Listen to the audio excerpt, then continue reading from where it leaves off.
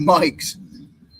Good morning, ladies and gentlemen. Welcome to Vinyl Siding. Guys, we got a great show for you this morning. We're going to be talking all about King Crimson, man. A lot of good stuff. Great album, iconic album, very important album for many reasons. And to join, just want to touch base on our sponsor, Rosenfeld Dental Associates, located 1095 Inman Avenue in Edison, New Jersey. Rock your smile with the Rock Doc. Dave Rosenfeld nominated one of the top dentists of 2021. His information is on the bottom of the screen there. If you contact them, if you need any work done, mention that you've seen this on Rock and Roll Union or that CT sent you, and they'll hook you up with a great discount. To join us this morning is a very good friend, another member of Legion of Prog. Let me unmute Pat's mic. Pat, welcome. Morning. Good to be here. We have a really iconic album, and it's funny because me and Pat were talking a little bit before we came on. This was honestly our first time listening to the full album all the way through. We've all heard bits and pieces of it before, but it was our first time just kind of ingesting all this in one sitting. And Bill, do you want to walk us down a little bit of the album and give us a little background knowledge? Sure, and I apologize in advance because the story here is a fairly long one, but I'll do my best to keep it brief. Man. King Crimson's album, In the Court of the Crimson King, is considered by a lot of people as the first ever progressive rock album. And some people even consider the songs on it to be the first ever progressive rock songs. I might agree that it's one of the first prog rock albums. It's probably not the first. And prog rock actually was around for a couple of years at least before these guys. Progressive rock, and maybe the best way to do this is to define at a high level what, at least for me, what progressive rock is. Progressive rock really contains three elements. One is very good musicianship, people who can play their asses off. The second is that the music isn't just based in the blues like a lot of rock and roll is. There's usually in prog rock influences from classical music and occasionally influences from jazz. In this album, there's influences of both, and we'll talk about those. The third thing that influences prog rock, or at least influenced it back in the 60s and 70s, was breaking technology. One of the things that prog rock did was to introduce a number of new instruments to the musical palette. Prog was the first medium, for the most part, to make use of synthesizers in a big way. The King Crimson album that we're going to talk about makes tremendous use of an instrument called the mellotron, which is, in a sense, a sort of synthesizer, although it's done by analog means, yet through the use of tape loops. Tape loops and studio overdubbing was also very heavily used in prog rock at this time. In the late 60s, when prog was first coming into its own, studios were going from 2-track to 4-track, 4-track to 8, 8-track to 16. And the ability of having more tracks meant that there was a lot more you could overdub, a lot more that you could do by adding new music, new harmonies, whatever, over the course of building your track. And again, with this record, we're going to see a fair amount of that. The first records that probably had a prog flavor to them really predate the King Crimson album by about 3 years or so. The Beatles were definitely in their studio phase after they stopped touring, really getting into experimenting with the studio and built quite a bit of music that at least I would call prog rock. Songs like A Day in the Life, Strawberry Fields Forever, Tomorrow Never Knows are prog rock songs. I mean, they've got a lot of the elements of what I'm talking about. The Beach Boys and Brian Wilson got into that realm too with songs like Good Vibrations, and to a larger degree, the entire Pet Sounds album has elements of it. In the summer of '67, Procol Harum came out with their great song, A Wider Shade of Pale, which added the classical elements. The beginning of that song, where the organ takes center stage, that's stolen verbatim by Johann Sebastian Bach, air in a G string. So all of this to say, prog rock really was expansion of rock and roll into areas that rock and roll hadn't really gotten into before. Um, Another thing that contributed to the musical palette with prog rock was English folk. There was a fair amount of interest in the middle and late 60s, in England particularly, about medieval type music. And there were some bands that really built well into that. And King Crimson took some influences from that as well. Um, the band's Pentangle featuring Bert Janisch, who was a big influence on Jimmy Page, for example, was one of those bands. Fairport Convention, another. Fairport is not terribly well known in the United States, except for um, at least indirect influences. We actually talked a little, CT, about Fairport briefly in our episode about Led Zeppelin's fourth album. Sandy Denny was one of their singers, and Sandy Denny appears on the Battle of Evermore in that album. Yeah. So this is sort of a big melting pot of influences that became what we now call progressive rock. King Crimson started, at least unofficially, in 1967. It was started by three players, the drummer Michael Giles, their original bass player Peter Giles, Michael's younger brother, and the guitar player Robert Fripp. The story of how the band originally started was that the Giles brothers were interested in starting a band. Michael played drums, Peter played bass. They were looking for a keyboard player who could sing. Robert Fripp answered their ad. Robert Fripp is a guitar player who cannot sing. But they liked him as a guitar player, and they decided to work with him. And they got serious about putting together demos. They bought a 4-track machine to keep in their house. The three of them lived together for a time and basically spent the entire day writing songs and recording day after day, and put together some really strong 4-track demos, which, yeah, for a band to have a 4-track machine in 1967 was a fairly large investment. That stuff cost money back then. So the demos were fairly sophisticated, and they were able to get attention. They got a record company contract with Decca Records in London and got some singles out, got an album out, an album called The Cheerful Insanity of Giles, Giles, and Fripp. Record went nowhere, total stiff. And they realized pretty quickly that they were going to need to expand their musical palette if they were going to be successful.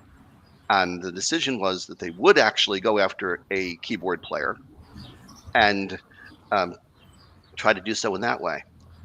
They ended up actually finding three people who played into what they would do going forward. They found their keyboard player in a gentleman named Ian MacDonald, who wasn't just a keyboard player. Ian MacDonald, besides playing organ and piano, dabbled in the mellotron, which was a fairly new instrument, as I was saying earlier, back in those days. He could also play the saxophone. He could also play the flute. So there were a lot of opportunities to expand what the band was doing there. Ian MacDonald's girlfriend, Judy Dybel, was a terrific singer. She had actually been in the original version of Fairport Convention before Sandy Denny joined. And the third person who was part of this was Ian MacDonald's songwriting partner, a gentleman named Peter Sinfield. So those three, along with Giles, Giles, and Fripp, continued to work together, although still at this point under the name Giles, Giles, and Fripp. They made several more demos trying to get another single out. At this point, Decca was no longer interested. Decca cut them from the label. And at that point, the band said, well, we got to figure out how we're going to move forward from here. We really need to do something drastic. And Robert Fripp remembered that he had a good friend who had a good singing voice that he might be able to add to the table. And that was a gentleman by the name of Greg Lake. Greg Lake was at the time primarily a guitar player, but he did play some bass. He had worked for a while as bass guitarist with an English band called The Gods, which was a precursor of the band Uriah Heep, which was popular here in the States for a time. Around the same time, Ian MacDonald and Judy Dybel broke up as a couple, and she elected not to stay in the band. So Greg Lake pretty much completely took over on vocals. the decision was made that Lake would play bass on stage rather than being a second guitar player. After some discussion around that, Peter Giles elected to leave the band. So with only one name, a fellow named Giles now based in the band, they decided to change the name of the band, and they elected to call it King Crimson after the lyrics of a song that Peter Sinfield was writing, which is on this album, In the Court of the Crimson King. King Crimson basically being a euphemism for Beelzebub. So all of this happened in the winter of 1968 and the spring 1969. By April of 69, the band was rehearsed, they had new material, and they were able to get out on stage in London and were able to get regular work. One of the things that made them really significant was that they dared to take a mellotron on stage with them. Only one other band was doing this at the time, that band being the Moody Blues. And they only did it because Michael Pinder, the keyboard player with the Moody Blues, actually worked before he became a professional musician. He worked for the company that built mellotrons. So he knew the instrument inside out. He knew how to maintain it when it got finicky, which it did often. The mellotron was designed around tape loops that were based in the machine that created the sounds of various instruments. And a mellotron, when it was on stage under the hot lights for a period of time, would go out of tune because the tape would actually stretch, and so things would go flat. King Crimson actually decided that they were going to replicate their sound as best as possible on stage, so they bought multiple mellotrons. Two of them were on stage all the time, and they typically had one or two of them in the wings in case anything went wrong that they had to replace one of them in real time. And so they were able to do some very convincing work on stage. In fact, it was interesting for people who were headline acts back then. Crimson was usually the opening act, and they would come on and play 45 minutes of really dramatic stuff. And in some cases, the opening act wouldn't go on and said, I'm not going to follow that. They sound like an orchestra. But at this point, they still weren't able to get a record company contract. People would realize that this was still the remnants of Giles, and Fripp, who had failed previously, and so they didn't quite want to make the leap just yet. That changed in July of 1969. King Crimson's management was able to get the band, even though they were at that point only together for 3 months, got them on the bill at a gig at Hyde Park in London, a free concert that was basically the return of the Rolling Stones to the stage. It was the first show that the Stones had done in 2 years. It was also the first show that the Stones were going to do with their new guitar player, Mick Taylor. Brian Jones had been, for about the last year and a half prior to this, something of a liability to the Stones between his drug use, his arrests, so forth. Ultimately, the decision was made to fire him. 2 days before the show, Brian Jones died, drowned in a swimming pool, probably while under the influence of drugs. So all of a sudden now, this concert had special significance. It was not only Mick Taylor's debut, but it was now going to be something of a tribute to the late Brian Jones. Depending upon who you believe, as many as 500,000 people showed up in Hyde Park for this show. So this fledgling band, King Crimson, has the opportunity to play for what some people think was 500,000 people. And they blew the Rolling Stones off the stage. The Stones were rusty. They hadn't been on stage in close to 2 years. It was their first concert with Mick Taylor. By all accounts, Keith Richards even says this after the fact, it showed, they just weren't very good. The tapes that exist of Crimson show how strong Crimson was. And they were able to get a record company contract as a result. Pretty quickly after that, they got a contract in England with Island Records. Island, in turn, licensed those recordings to Atlantic here in the States, which was probably very lucky for King Crimson as well, because Atlantic at that point was building a good reputation for being able to break English bands in the United States. They had broken Cream in 1967. They had just broken Led Zeppelin in 1969. What was interesting about King Crimson's first album was it came together pretty quickly. They were only signed to their record company contract in July. They made the album in August. Album came out in October. So it was made pretty quickly. but it was made in a fairly sophisticated way. It was done with 8-track equipment, which for a new band in 1969 wasn't necessarily going to be the case. You know, the 8-track recording equipment gave them the opportunity to do a significant amount of overdubbing, and Ian MacDonald, particularly between the keyboards and the horns, took advantage of that. The other thing that was very unusual for the time was they got the opportunity to produce the record themselves. They originally were given the opportunity to record with the fellow who was at the time producing the Moody Blues, Tony Clark. Not only did the band not get along terribly well with Tony Clark, but it was also pretty apparent to the members of King Crimson that Tony Clark wasn't going to do anything on their album to upstage the Moody Blues. And clearly, Crimson wanted to be able to have their own way to make sure that their music was in the best possible light. So here is this group of 23, 24-year-old guys in charge in the studio and working with some fairly sophisticated equipment, fairly sophisticated recording technology, and creating an album of what has now become fairly mythic proportions. You know, the album, as I said, came out in October of '69. The rock music world in that time frame was pretty much owned by the Beatles, who had just released Abbey Road, and Led Zeppelin, who still had their first album on the charts. By late October, Led Zeppelin 2 would come out as well. But King Crimson's first album definitely made a mark, along with those two albums, along with a lot of the other bands who were just releasing their first albums in the wake of Woodstock back then. It was a very heady time, and King Crimson were a very big part of it.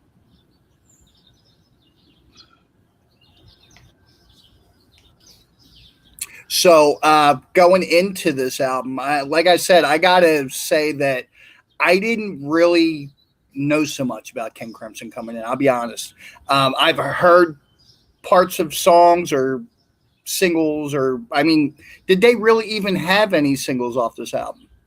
They really did not. Certainly not, at least in the United States. Two of the songs, 21st Century Schizoid Man and In the Court of the Crimson King, were released in edited form on singles in England, but not here in the States. This was strictly an FM phenomenon here in the States. So I'll give you my take on the album, then I'm going to turn it over to Pat, because this is kind of Pat's first time hearing it through too. Is I noticed a lot of psychedelia in the album. Couldn't help but notice that. I was intrigued by a lot of the instrumentation that was in the album as far as flutes and horns.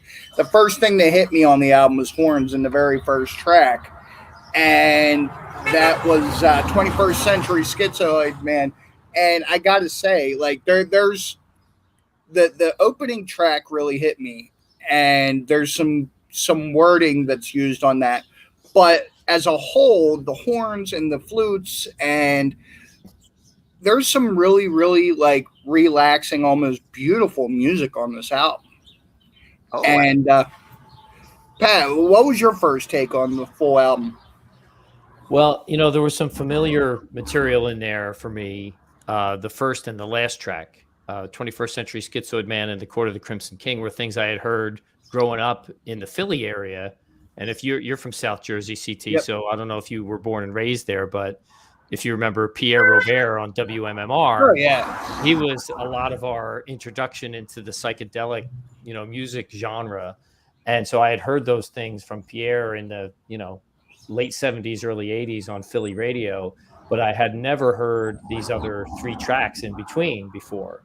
And so I knew, like, let's call it the radio material. And Bill and I even play Court of the Crimson King in our Prog sort of tribute band that we have. But I was not prepared for the sort of the mellow, you know, more beautiful stuff that was in between. So when I heard, I was listening to this all the way through over the last few days, and I heard I Talk to the Wind, and I was like, wow, I'm blown away by how, first of all, how mature it is, right? That these guys in their, you know, early mid-20s are writing and performing this stuff that really is kind of profound. You would think this would come out of guys in their 30s and 40s who had a lot more life experience under their belt. And the other thing that struck me on Schizoid Man and I Talk to the Wind is I heard a lot of Beatles. I don't know if it's who influenced whom, right? But I heard particularly a lot of Lennon, like shades of John Lennon's voice in Greg Lake's voice. And sometimes it's the effects they use, like the distortion on the voice in Schizoid Man. And even just some of the lyrics and the melodies in I Talk to the Wind kind of reminded, they were kind of Beatlesque, late phase Beatlesque. But I enjoyed it. Moonchild for me, for my taste, a little, when you get into that long improvised jam at the end, was a little. This is where I would add one thing to Bill's list of criteria for what makes prog. I would say there's one more ingredient, and that is self-indulgence. not giving a crap what anybody else thinks, right? And they're not making music for the audience; they're making it for themselves. Exactly. And if you like it, that's great. There was a bit of that, but to me, that's all enjoyable. I mean, I wouldn't be in a prog band if I didn't like that too. Man, I got to say, we'll go down the 5 songs, but there's so much more that we can add in this album other than just the tracks. But the one line on 21st Century Schizoid Man that really got me was "Innocence raped with napalm fire." I really thought that was such a cool line, very impactful, very deep. And I got to go with you, Pat. There were parts, as far as the distortion on the voice and things along those lines, reminded me a lot of John Lennon. Reminded me of things that they did with John Lennon on some of his tracks as far as the distortion and things along those lines. But this 21st Century Schizoid Man hit me as almost very angry. That's kind of what I took off of it. What do you think, Bill? It really is a very angry song. I mean, the napalm fire reference is obviously Vietnam influence. The Vietnam War was still going on in big way in 1969. And yeah, there's definitely some Beatles influence there too with the distorted vocals. What always struck me was the marriage of the very heavy riff at the start and then the jazz influence section in the middle. That heavy riff in the beginning, I mean, as you pointed out, CT, it's a combination of electric guitar and horn, but it's a classic heavy metal riff going between the root chord, the C minor, and then going back to F. So it's very much in your face, in much the way that some of the heavy metal bands of the early and mid 70s would be later. But what's particularly striking to me is the middle section, what's referred to by the subtitle "Mirrors" on some copies of the record, where first you see the guitar player, the guitar solo by Robert Fripp there is very angular, almost dissonant in how he's approaching it, before they finally get to the main theme, and then this quasi-unison section with the stop-start areas. Nobody in rock and roll was doing this in 1969. People in jazz were just beginning to explore fusion. Miles Davis had just made his album In a Silent Way in 1969, which is considered to be the first jazz fusion record. I don't think King Crimson had heard that because that record came out as they were making this one. But this is but between the heavy metal influences and the jazz influences here, I mean, it's really quite amazing. It's Jimmy Page means John Coltrane in a way. Yeah. I mean, the other thing that I took off of this song was the end, how it built up and it built up and it built up, and it felt like at the end it almost exploded. And to me, if we're comparing this to the Vietnam War, it really makes a whole lot of sense. And like I've said so many times on this show with you, Bill, I'm not a musician, so I don't know a lot of the nuances on playing music. But as a listener, that's kind of what I took away from it, was that was really intentional, and just the buildup was amazing. Yep. And that's all free jazz influenced again. I mean, that's not the type of thing that you would have heard in a rock record. People like John Coltrane and Pharoah Sanders and Ornette Coleman were doing that in the late 60s, but certainly no rock band I ever heard of. My mother heard that for the first time when I brought that record home in the early 70s, and she said, "This is torture music. This is terrible." And she probably didn't know about the Beelzebub reference in the band name and the song title, right? Oh, I'm sure she did not, She would have and I kicked you certainly right didn't out of the tell her. house. One thing I will say about it, though, that's interesting about the fusion elements of this. One of the first bands I played with some years ago was led by a drummer who was very much into the fusion of the 70s, but he was not into prog rock at all. And I introduced him to this album, particularly to Schizoid Man, for the first time. And he heard that center section with the stop-start flow, and he was commenting about how tightly the band was playing that. And I said, "Do you have any idea of when this record was made?" And he said, "Well, bands like Weather Report, Return to Forever were doing this. I would say this was made in like 75, 76. When I told him that the record was made in 1969, his mouth fell open. He's like, "That's not possible." No. And I said, These guys are "Take a look time at the record." travelers, yeah.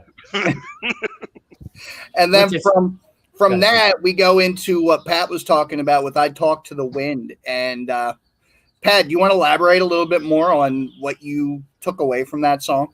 Well, just a little bit. The first of all, the transition. I listened to the tracks in order first, and the transition from Schizoid Man to "I Talk to the Wind" was sort of like you're struck by how diverse, how extreme that changes, and you say, "Wow, is this the same group of people, writing and performing this?" And you say, what a wide, if so, what a wide range of styles that they have.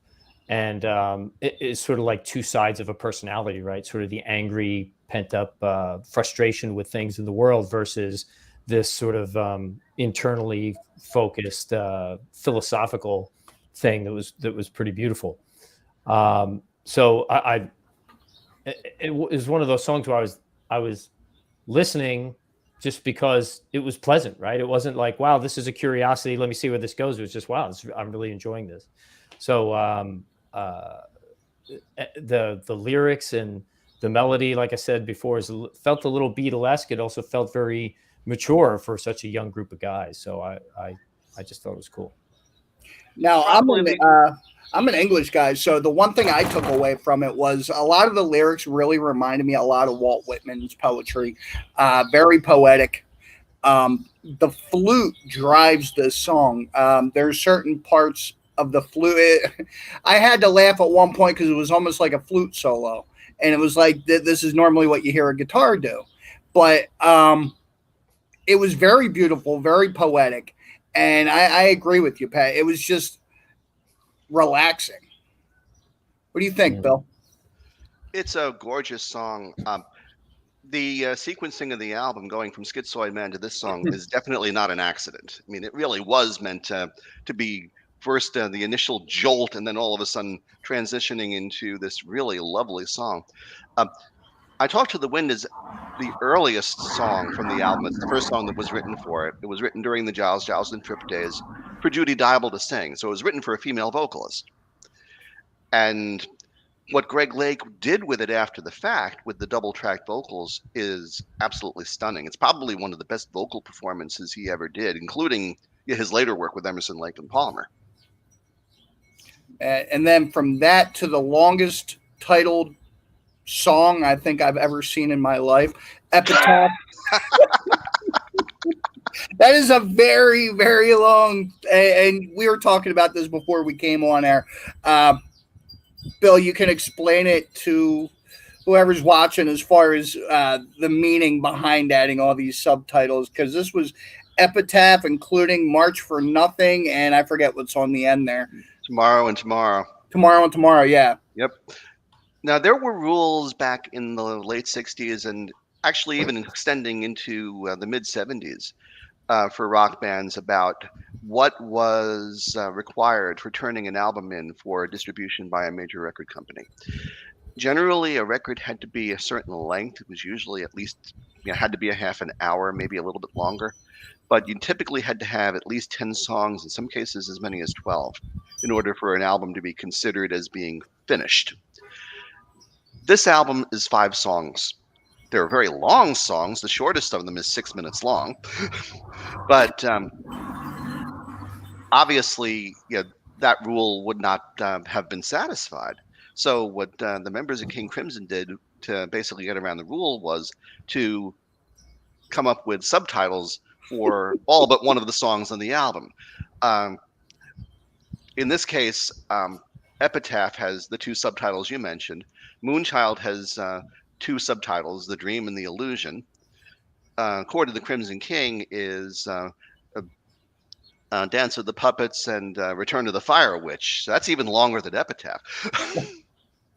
But if you add all the song titles together, you'd have 12 titles. And so it got to the requirement. They weren't the only band to do this. I mean, for those of you who are fans of Black Sabbath did this with their first several albums too. Their first album effectively only had 5 tracks on it, but at least in America, the labels have 10 tracks. Master of Reality has got only, I think, 6 songs, but the label has 11 on the earlier versions from made here in the United States. Go on, Pat, I'm sorry. Isn't that the spirit of rock and roll, breaking the rules, right? Absolutely. Let the man give you the rules, and then you figure out a way around them. That's what they did. That's what they did. And I mean, the whole album to me, I mean, there's a line in Epitaph that says confusion will be my epitaph. Was that kind of aimed at like the whole concept of this album? Like, we want to leave the listener still guessing. We want to leave people still wondering what's going on. To a certain degree, it may have been. I think there was a general sense within the lyrics of that song throughout, where Peter Sinfield, who wrote the lyrics, was saying, what's happening in the world is just wrong. There's too much in the way of fighting. The politicians are getting out of control. I'd like to think when this is all over, we can sit back and laugh, but I fear that we'll be crying at the end of it. I'm not optimistic. I mean, it's a very dark song. The song itself, as far as its structure, is basically a hymn. And it's one of the simplest songs as far as its construction on the album, but it's so powerful in terms of how the mellotron takes center stage. It sounds really like an orchestra is playing, even though it's just being done with these keyboards. For sure. And CT, I noticed that lyric too, and I interpreted it differently. I thought he was talking about his internal confusion, not the confusion in the world. Like, he couldn't process all the crazy stuff that he was seeing and feeling, and that the statement was about, when I die, people are going to say I was confused. Yeah. But and Bill, on your note about the sort of the orchestral nature of this thing, I was listening to this song going, how many people are in this band?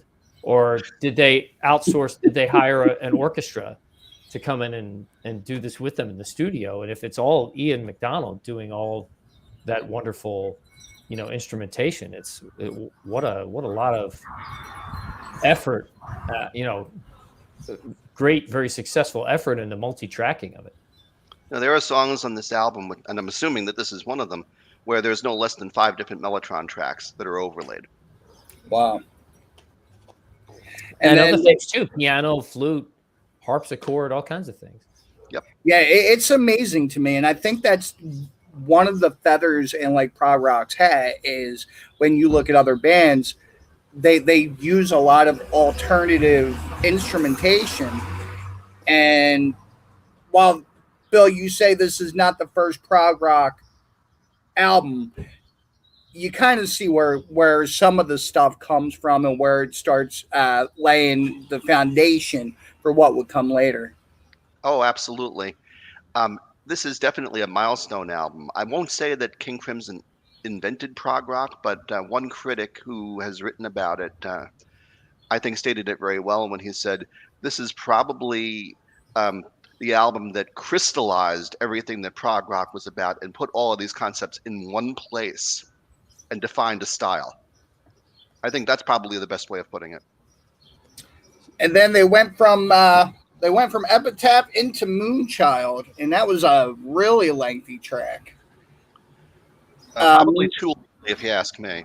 I mean, this is probably for me the weakest song on the album because of the fact that they just went into a jam for about 9.5 minutes that is really pretty, but could have been quite a bit shorter and made its point. It also, in retrospect, doesn't help that there was actually a copyright infringement that took place in this. One of the musical themes that is being played by Robert Fripp on the guitar is taken from a song from the musical Oklahoma, Surrey and the Fringe on Top, which Rodgers and Hammerstein ultimately did hear that, or maybe if it wasn't them, maybe it was their estate who heard it, and the band did ultimately have to pay a settlement for the usage of it. Wow. I mean, this is one of those songs that I think would be much better to see live than to hear like the jam on the album. This is something that, like, I perceive, me being a longtime Deadhead, I see this being a great track to see live, and maybe some of that passion and the jam kind of got lost on the album. Yeah, I think that's a very good point. Yeah, this one reminds me of, when I think about Yes is one of my favorite bands of all times. And there are, Yes fans have passionate debates about the Tales from the Topographic Oceans album. Some think it's, some people think it's like, oh, it's so great. I wish, we should play, our cover band should play that all the way through. And I go, oh my God, I think I would kill myself. I mean, I love the band, but that album was like they just tripped on acid and pressed the record button, and what came out, and other people go, no, that's magnificent, and it's the ultimate evolution of their band. And I like this song within this album. This is like the Tales from the Topographic Oceans inside of this album for me. Well, does that go? Does that go according to what you said a little while ago, Pat? This was another example of self-indulgence. Yeah, I mean, God bless them. If that's as Bill said, if this album crystallized all those principles of prog rock, the self-indulgence was there on this one. Yeah, there's a gentleman by the name of Eric Tam who wrote a biography of Robert Fripp, King Crimson's guitar player, some years ago. And he actually did it from some measure of personal experience. He took guitar classes with Fripp for a time, and so knew the man personally.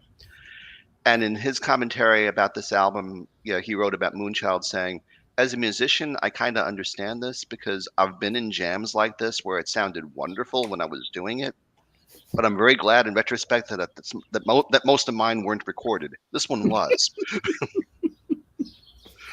And then we go into the title of the whole album, The Court of the Crimson King. And we talked a lot about the Beelzebub theme. And is this a description of almost hell, it seems like, to me? Like some of the things that are described in this song lyrically reminds me of like maybe a vision of hell. There are people who take it that way.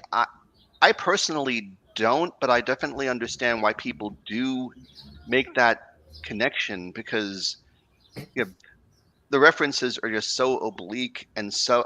This is obviously something that you would never see in any society. What's being described? It's just right.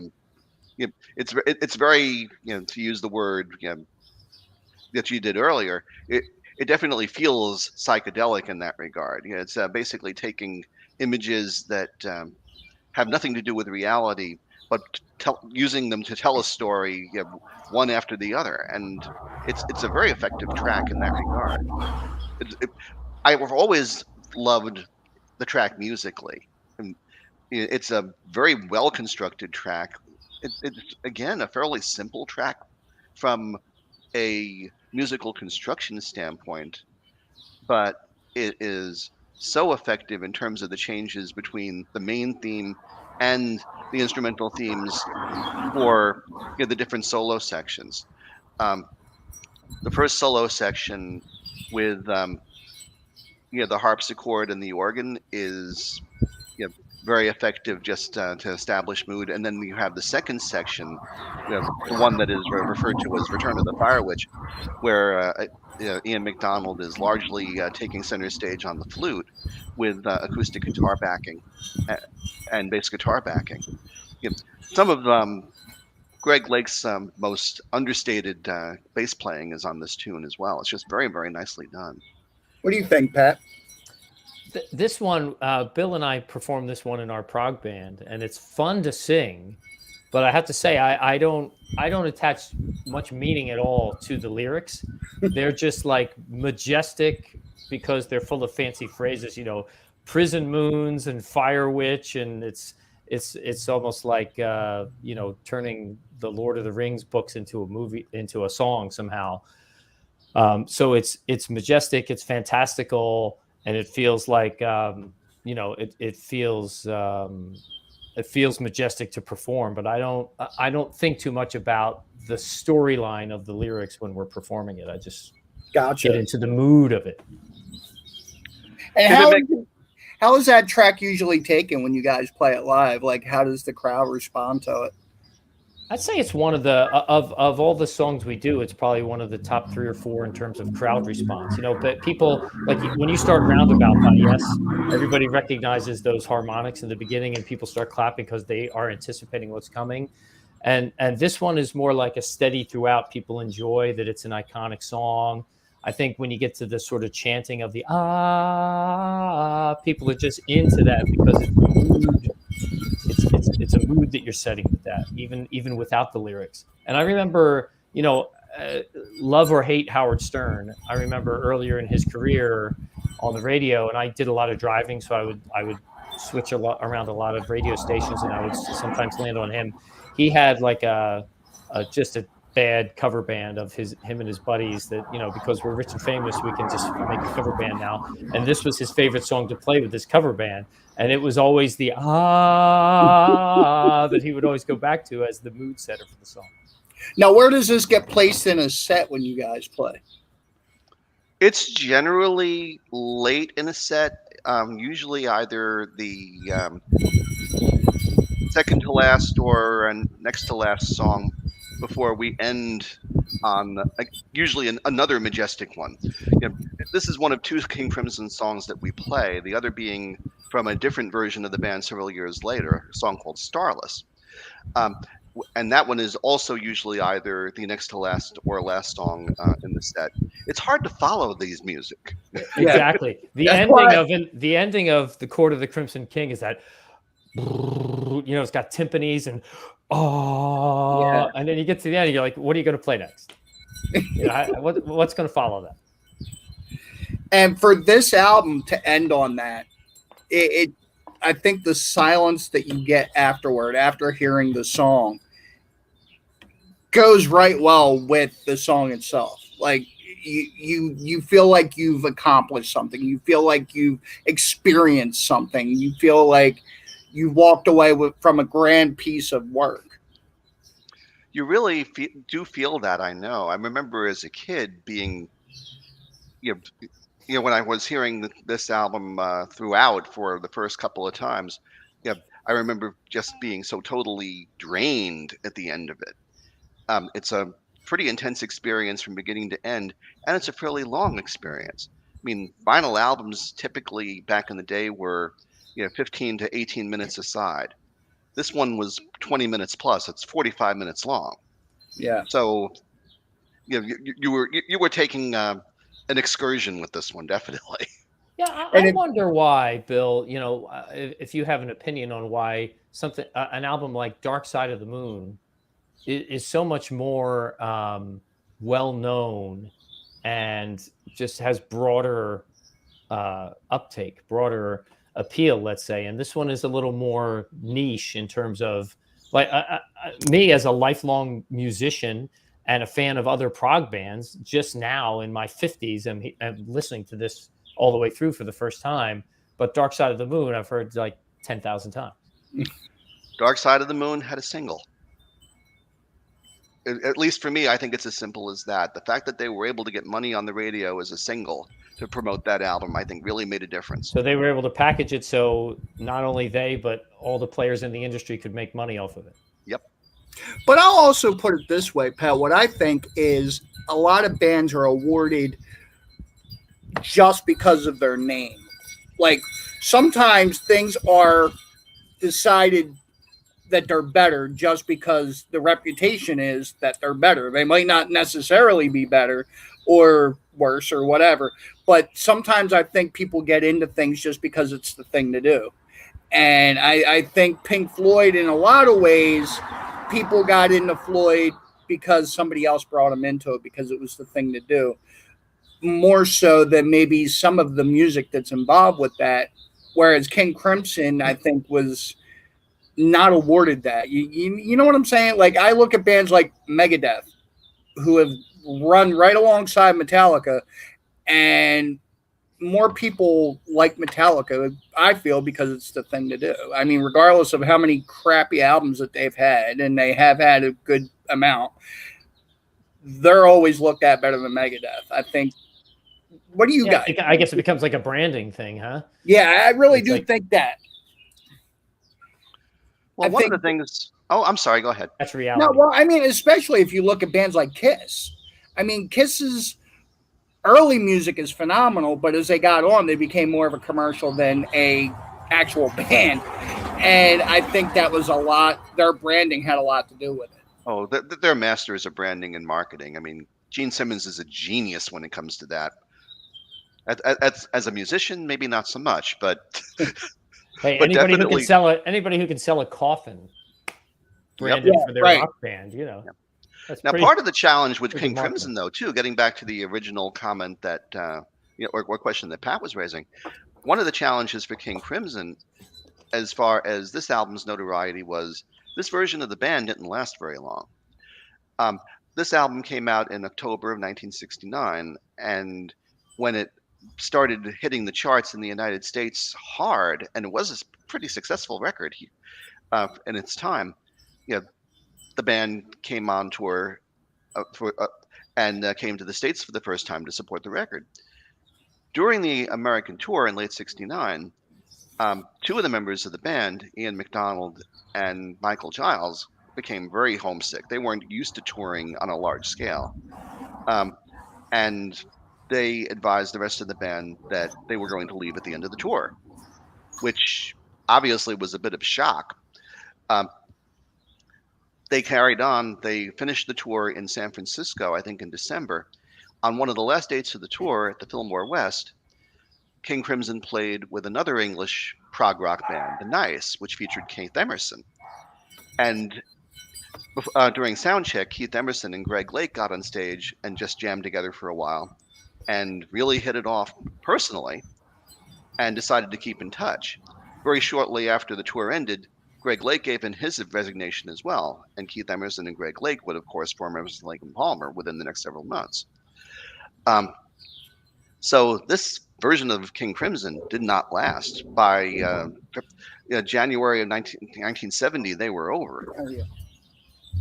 So it makes you wonder, Bill, if King Crimson, in its radically different personnel changes, had not remained King Crimson, if they had just started a new band with a new name, and this album were the only artifact of that whole band, would they actually have been bigger and more well known as this legendary, like, one definitive album band? Almost like if Boston had just stopped after the first album.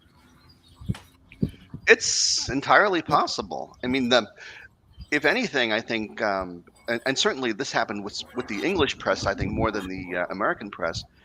I think as Robert Fripp made the decision to continue King Crimson with other musicians, which he would do several times over the years, there were at least, I think, 7 different lineups of the band that I could name that have existed on and off throughout the years.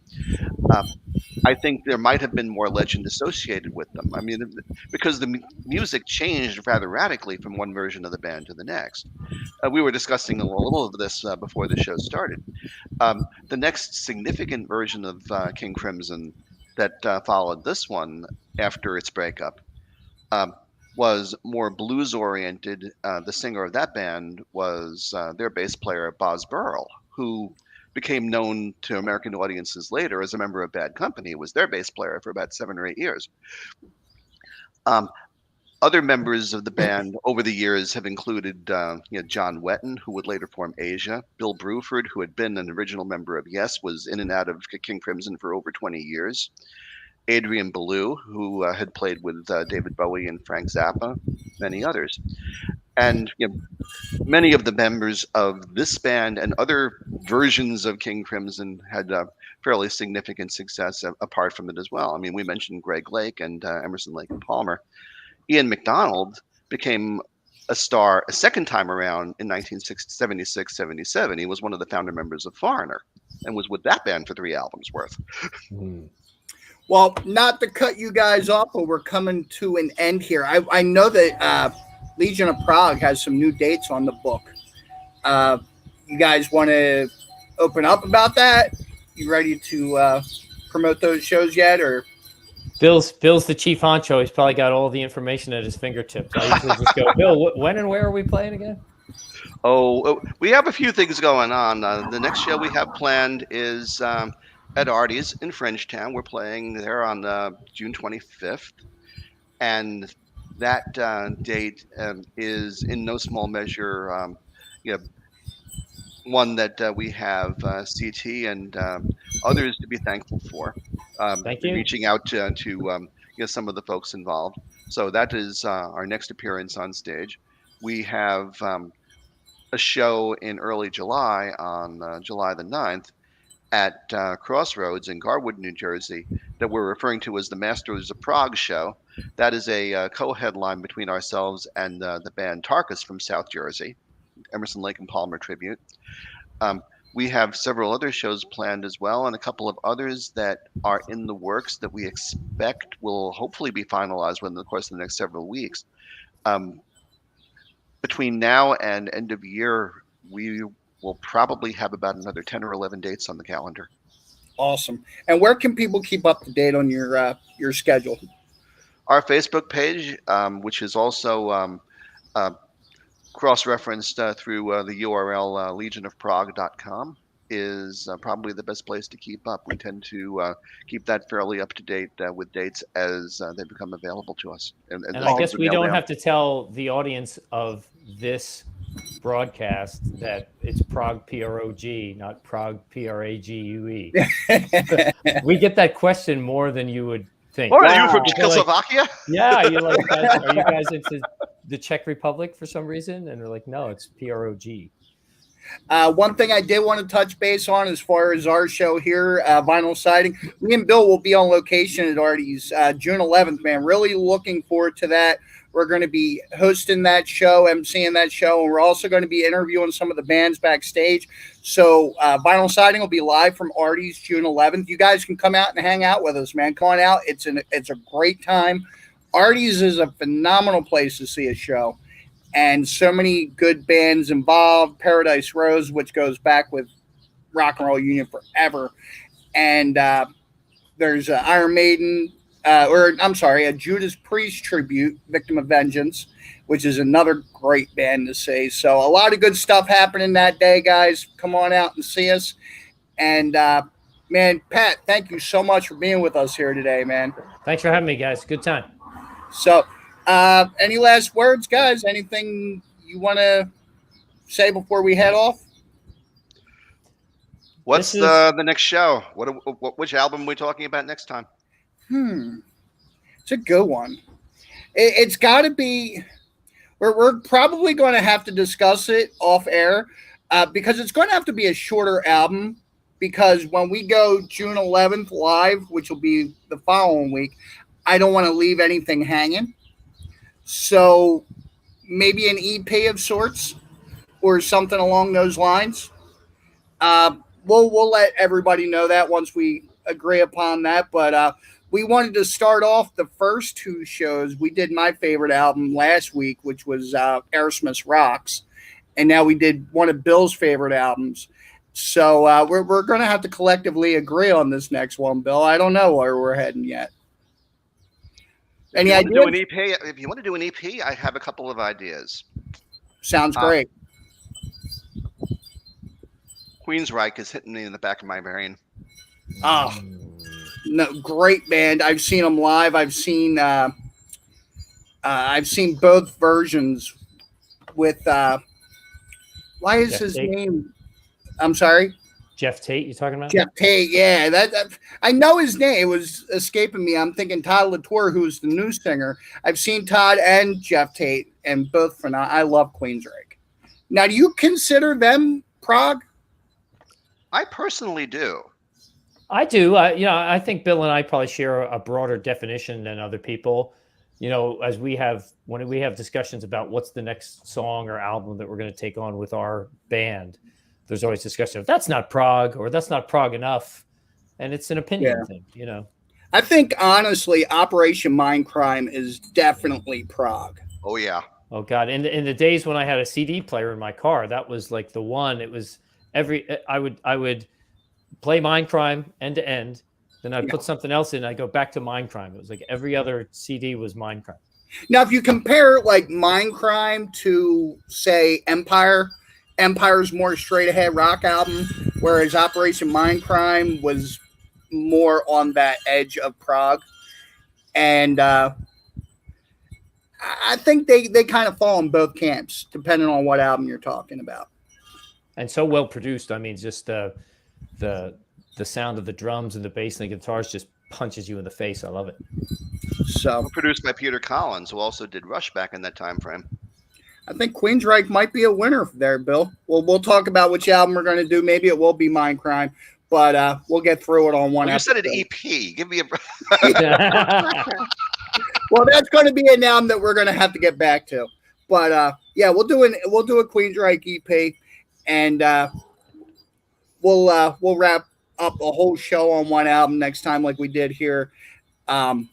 This being a totally different beast because it was 5 songs, but the instrumentation made it. When you average the song to the time for this King Crimson album, it's like an average of 9 minutes per song. Yep. So, prog. Yeah, it's crazy, especially for 1969. So, all right, gentlemen, thank you so much for hanging with us today. And until next time, don't just leave it better. Have a great day, guys. Nice. Take good care, everybody.